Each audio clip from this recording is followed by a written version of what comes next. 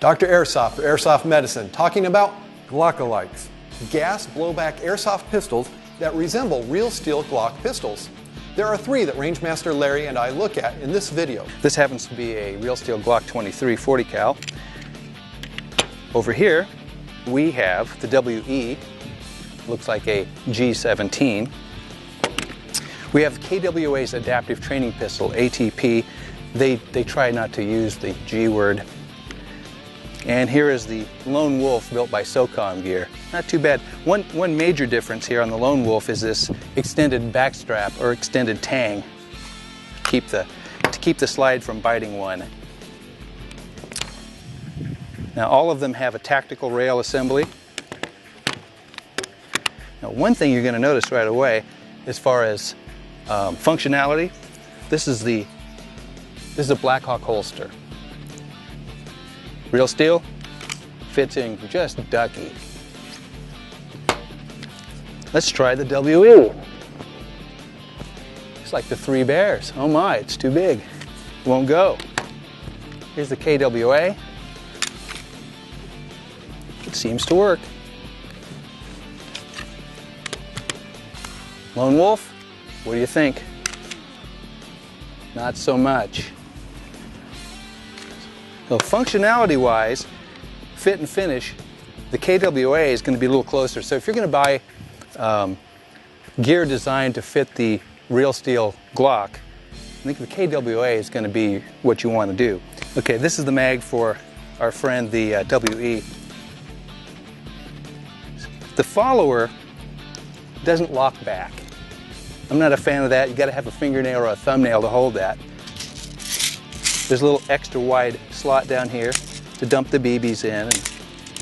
And the Lone Wolf pretty much works the same way as the first. You got this little extra wide channel here. Again, you've got to have a thumbnail. And you know, this really wreaks havoc on my manicure. So that's why I kind of prefer the KWA version. On the KWA, on the other hand, if you can get a hold of that follower, the follower will lock. But you load it from the top, and then once the BBs are in, you let the follower come on up. They were all chronographed using .20 gram BBs. The Socom Gear LoneWolf chronoed around the 280s to 330 FPS.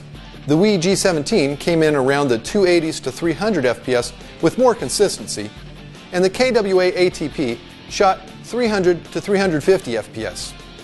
Groupings were compared at 20 feet using Elite Force .28 gram bios and holding the pistol in a vise as modeled by Jai at Epic Airsoft HD.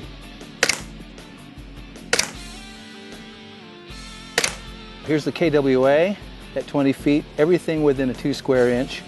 You know, as we noted the Lone Wolf, pretty much everything within 2 square inches, a little closer to the point of aim. And the WE is in the same roughly 2 square inch area, but a little more variation. You can see during range testing, we kind of came up with some mixed results here, but functionally wise, I still love the KWA because it will fit in a holster. It fired consistently, shot good tight groups, and didn't drop off as rapidly or as quickly as the Lone Wolf and the WE. So any of them would be pretty decent choices for your arsenal, but I don't know. If I had to choose, just based on our testing, I'm a little partial to the KWA. There are some additional points that I would like to note. The WE and the Socom Gear models were made to be compatible with the Tokyo Marui and seem to have interchangeable parts. For example, the Socom Gear LoneWolf Timberwolf receiver can fire with the WE G17 slide, and the Socom Gear LoneWolf can also fire with the G17 magazine. They also both share the Glock style trigger safety, which the KWA ATP does not have. This style of trigger will not fire when pressure is applied on the sides of the front of the trigger, but only when the center segment of the trigger is pulled. The WE G17 can be purchased from evic.com. The KWA ATP can be purchased through our podcast sponsors, Airsoft Extreme and Spartan Imports. And both the ATP and the LoneWolf Timberwolf can be purchased from our local store, JF Paintball and Airsoft. Links are in the description. We would like to thank KWA, Socom Gear, and WE, or WE, for supplying our tested pistols. Please subscribe to our channel and share this video with your friends. Also, check out our podcast at airsoftmedicine.com. Until next time, this is Dr. Airsoft saying, play safely.